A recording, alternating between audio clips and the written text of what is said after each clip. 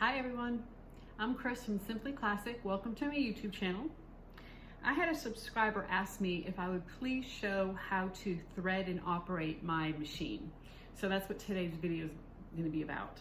I purchased this machine about 15 years ago. I live in Georgia in the southern United States, and there is no place around me that has any kind of industrial anything. It's all, I think we have 2 stores that sell domestic machines, and that's about it. So I got in the car, drove to Atlanta, which is about a 2-hour drive, and I bought this machine from Atlanta Sewing Center. Brought it home with no instruction, no experience. I knew nobody who had an industrial machine, and since then I would say we have had a love-hate relationship. But it is a Consew 206RB-5 machine. And I have done a couple things with this machine over the past 30 days that has changed my entire outlook on it. And now we have a love-love relationship. First of all, I bought a servo motor, and I'm not really sure why. I think the reason why I had put off buying one is because I was kind of intimidated. I didn't know if I was going to be able to install it by myself with no instruction.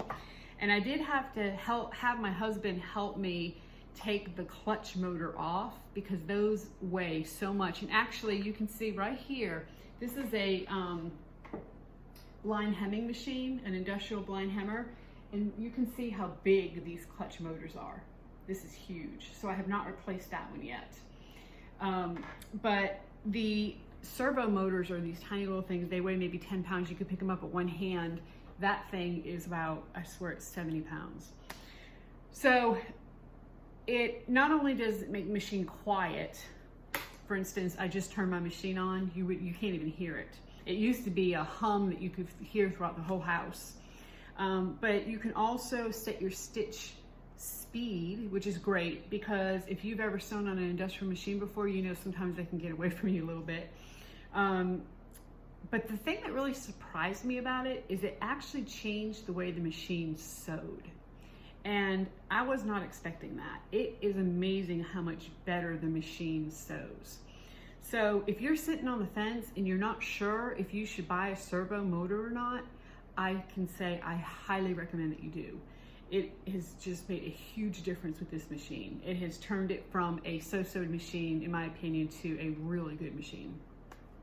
The other thing I did is there is a gentleman on YouTube, and I'm going to link the video in my description below, but he goes through step by step on how to do everything with this machine. This machine does things I did not know it could do. For instance, you can change the needle position with a couple turns of a screw. There's like screws all over any industrial machine, and by turning a screw a certain way, it adjusts things on the machine. So you can adjust, I've got 2 presser feet. You can adjust the height of both presser feet. You can adjust the needle position, the dog feed position. You can adjust the stitch length, not just by the dial. I mean, like if I'm to have it set on a 6, you can actually measure it out and figure out how much in an inch if you're really stitching 6 millimeters of stitches, and if not, you can adjust that to get it right. He actually took off the entire tension assembly to the point where I felt so confident I took mine off, which is something I would have never done, and went through and cleaned it and put it back on, and it works like so much better than it's ever have before. So if you have one of these machines, take some time and watch that video. It's a 2-part video, and I think each section is like 2 hours long. It's not short, but take a day and go through your machine. You know, for 15 years, I've oiled it and that's it, and it's amazing the difference it's made. So those 2 things have really changed the way I feel about this machine. I really like it now, and like I said, we got a love-love relationship now. So when I bought the machine, I was actually making slip covers and bed skirts and duvet covers and things that were upholstery weight, that when I did a slip cover and I had an intersection of 4 different layers, my domestic machine just was not going through it. So that's the reason why I bought it. And here I am 15 years later making bags with it. This machine does not go through lightweight fabrics very well at all. So when I'm doing linings, a lot of times I go over to my Janome Skyline S7 machine, which is my domestic machine, do my lining on there, and then I come back here to do the work with the, you know, leather or vinyl or ultra leather or faux leather or, you know, whatever else, upholstery weight fabrics. That's what this machine is for. Even 2 layers of a Ottertex waterproof canvas, that's too thin for this machine. It does not do it very well. I mean, it'll do it, but your fabric kind of sliding all over the place, and it's just not made for that. It's definitely a heavier weight machine. So I'm gonna switch the camera and we're gonna go over how to thread this thing, and then I'm gonna just show you, I mean, the operation's pretty simple. It goes backwards and it goes forwards, and that's about it. You can of course change your dial, your stitch length, and mine goes from 1 to 10. I think a lot of the Jukis go from 1 to 5 or 6 maybe. And other than that, you know, I think you're gonna get a good idea if you're trying to figure out what machine to buy.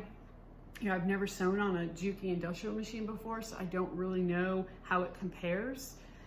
I've only sewn on this one, and I can say with all of the help out there right now with YouTube and the different forums, the different Facebook groups that are out there, you know, don't be afraid to buy something, because there's going to be a lot of people out there that are going to be able to help you, and videos out there to be able to help you. So let's take a look at it. Okay, so I'm going to be moving the camera around a little bit as we go through the threading process, and it's really not that difficult. Once you do it a couple times, I'm sure you'll have it down flat. You have 2 thread holders up here, the bobbin winders over here on this side, and the machine, what I typically do is I just lift the presser foot, make sure there's no bobbin in, and wind my bobbins before I start sewing anything. I make sure I have, you know, 3 or 4 bobbins. So what you're going to do is you're going to start by taking your thread, and there is a, let me move you here, up here, there is a little thread spool holder. There's a little hole in it, and you're going to bring your thread from behind and up through that hole. Then you have this, and I don't know the technical terms for these things, you have this little spike thing here. What I'm going to do is I'm going to take, and I'm going to come from behind on the top one first. Come from behind and go forward, and then twist it around and come from the side and through, so it comes out the front.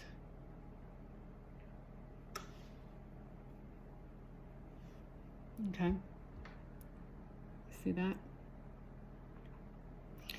Then what I'm going to do is there is this tension here that we have to put it through. Now, I didn't know this in the beginning, and I was just putting the thread through one of these tension. There's 3 different holes here on your tension assembly. The way I do this is I put it through the top one first, then I bring it around, and then put it in the very bottom one next. Okay? I make sure my presser foot is up as I put it through my tension discs. And you're just going to bring it all the way through to the other side like this.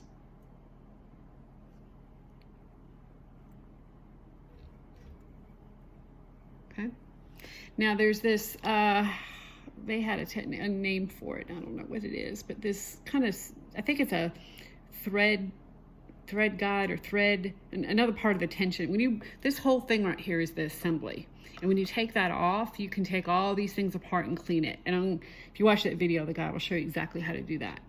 But what you do from here is you go from underneath and you come up and you hook your thread. There's a little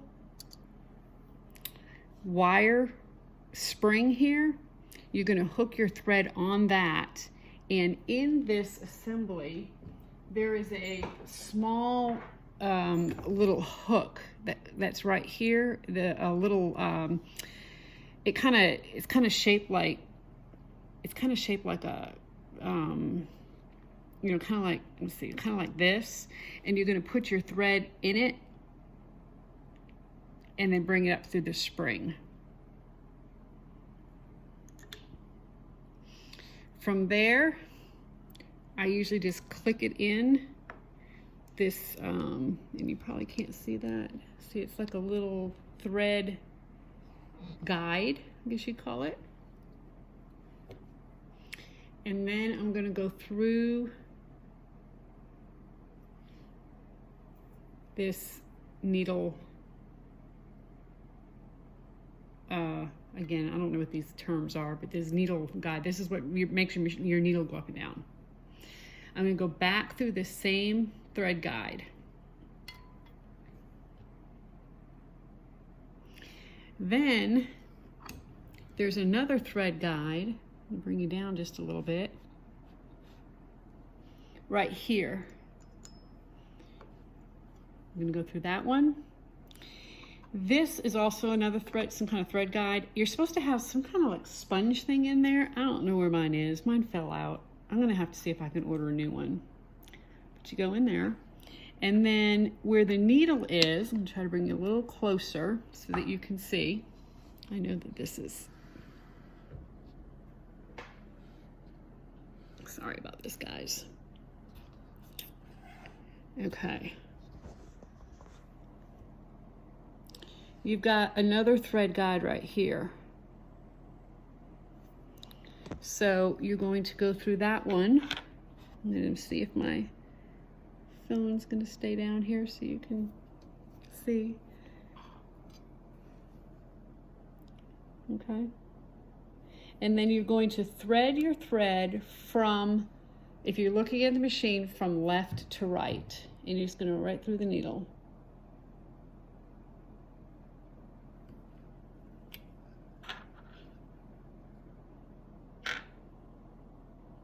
Okay. So that's how you thread the upper part of the machine. I'm going to move you on back here. And of course, the next thing you need to do is your bobbin. Now, whenever you put a bobbin in, you have a separate bobbin case for this. You always want to put your bobbin in with the thread coming off clockwise. So that's how you set it into the bobbin case. There's a little slit right there on your bobbin case. Let's see, you can see that. You're going to come through that slit, and then there's a little hook. Oh, that's not focusing. Okay, you're going to come around on that hook.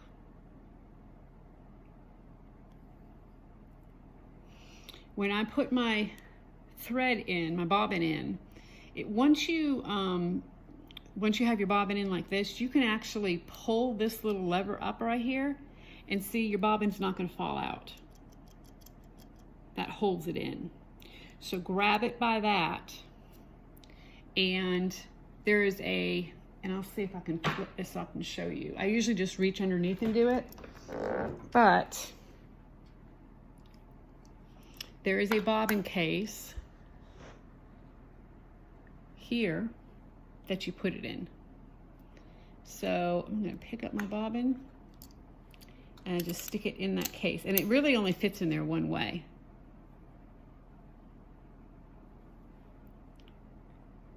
Stick my thread down in there. Now on this machine, you do not have to draw your thread up through your bobbin. I usually do, though, just to prevent it from forming a bird's nest underneath. So just give it a twist with your hand, you know, you have the hand wheel, and just pull that bobbin up. Okay. Now, this machine has two presser feet. It's got your inner, and I actually call that the vibrating foot, and then it's got your outer foot. So as you move, as the machine moves, I mean, that's the reason why it's called a walking foot machine, is because the bottom foot grabs the fabric and then the top foot comes behind it, and it's constantly doing this, and that's essentially a walking foot. So I'm going to pull you a little bit closer so you can see it a little better. Hopefully the focus won't be off. And I'm going to run it through, just hand cycle it a couple times, and see that bottom foot's moving and then the top foot's moving, and the bottom foot and then the top foot. Okay, so that just what allows your fabric to go through a little more evenly. It works great when you're doing straps and that type of thing. Okay, so I'm going to keep you down here. Looks like that's a pretty good angle right there, and we're just going to run through. I've got a couple scrap pieces of fabric here, and it happens I have black. Let me see if I can find something other than black, because I know black is hard to see. Let's see here.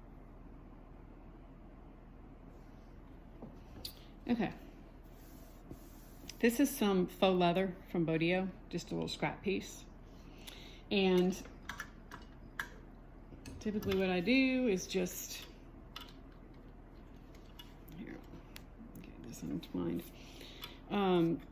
you know, stick my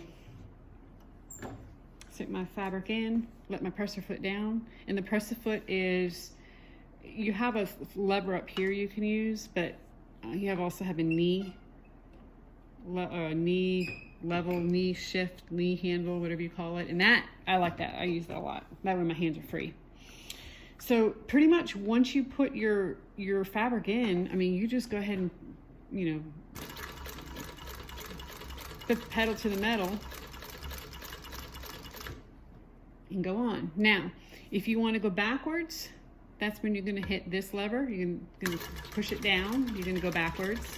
You let it go. You go forwards. Okay? And then you're able to just pull it out, and you have got yourself some stitches. This dial right here is for the stitch length.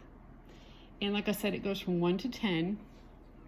For if I'm connecting two pieces of fabric, you know, two pieces of leather or vinyl, I'm usually have it on about a 6. If I'm top stitching, I'm going to move it to a 7, but you can't just turn it. You have to, it says push, pretty easy. You just push it and you can turn the dial. And as you turn the dial, your back stitch goes up and down accordingly. So that would be, that right there would be about a 7. You can go all the way down, however big or small you want it. But mine usually work in between 6 and 7. Okay. And that is about it. All of the, there's little holes here. I was going to show you that there's holes all along this machine, and any hole that has a red dot is where you oil. So there's some up here on the top, there's some on the back, there's some down here in this section that have red dots, and that's how I have known where to oil it. I just put 1 drop of oil. There's a bunch of them over here. All these over here have got red on them. And it doesn't take much, you just put a squirt of oil. Also, there's an oil pan up here that you can move. And it's got a wick, it's got a little sponge and a wick, and you just fill that with oil, and then it brings it to the other areas of the machine and absorbs it in. And really, I mean, it's not hard to oil. It's very easy to oil, and that's the one thing that without any instruction I was able to figure out over the past several years. So anyway, so that's the machine.